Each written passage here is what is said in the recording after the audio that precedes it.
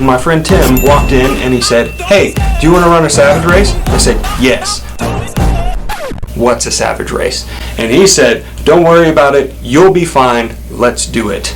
And this is the story of what happened next. I love the chase and the hunt, and I set the pace when I'm running. I always take what I want and I always give it 100. Don't need a bank, no I'm funded. Play the game like it's nothing. I'm always thankful for something. Don't take for granted, stay humble. Now wake up! The first thing that I did was find some other people who had run Savage races and ask them, what's the deal with this thing? Overwhelmingly, the impression that I got was that it was going to be physically strenuous. So I hit the gym. And that is when I realized something very important about running. 70 pounds makes a huge difference. You see, the last time that I ran was in high school, and I was 70 pounds lighter then. And that's when it happened. My knee started hurting. So I bought some knee braces, took some ibuprofen, and backed off. This was absolutely the right thing to do. However, it was a problem because I could go about 2 miles before I needed to walk. A Savage race is typically 5 to 7 miles, and so I was really feeling like I might be in trouble. And I was right.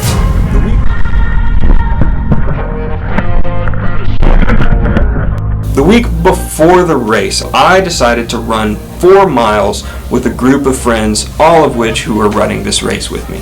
I finished dead last. They had to come back for me.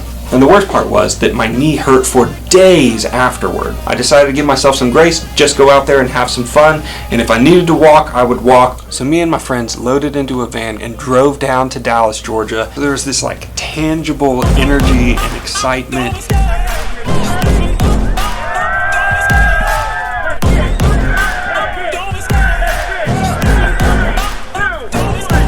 Love the chase and the hunt, and I set the pace when I'm running. I always take what I want and I always give it 100. Don't need a bank, no I'm funded. Play the game like it's nothing. I'm always thankful for something. Don't take for granted, stay humble. Now wake up! It's time to look at the enemy. Look in the mirror if he is no friend to me. It's not working out, maybe it's the chemistry. It's time to break up so I can make a better me. Better believe in your mind, cause it's everything. You can mold, shape, find almost anything. All it takes is some time and some clarity to find your identity. It's mind over everything.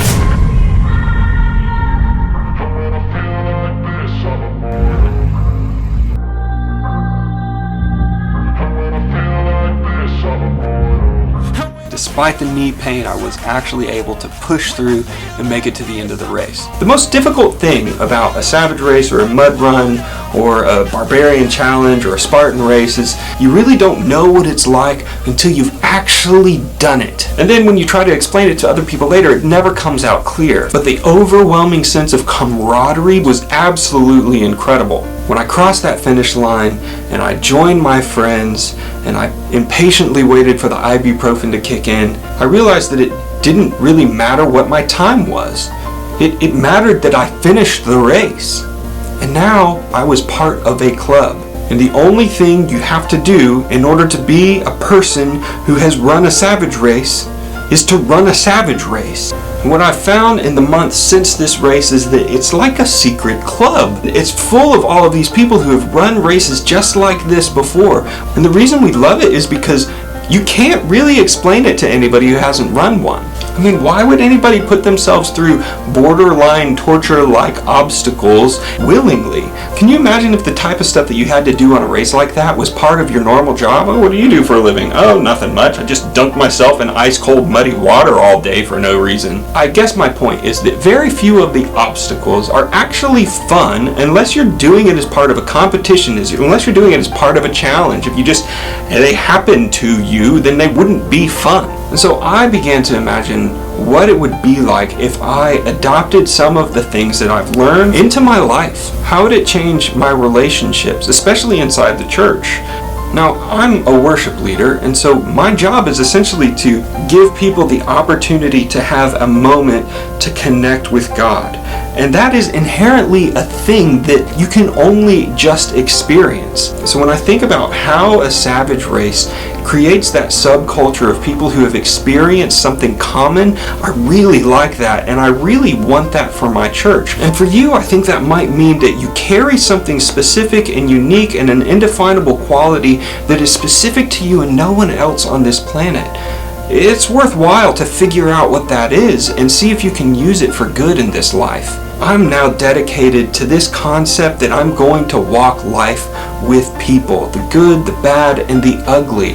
I want to celebrate wins like people celebrated my win, which was just being able to finish this crazy race. And I want to mourn the loss of things that hurt, because that's what made the Savage Race so rich, is that we walked it together even though we weren't standing next to each other.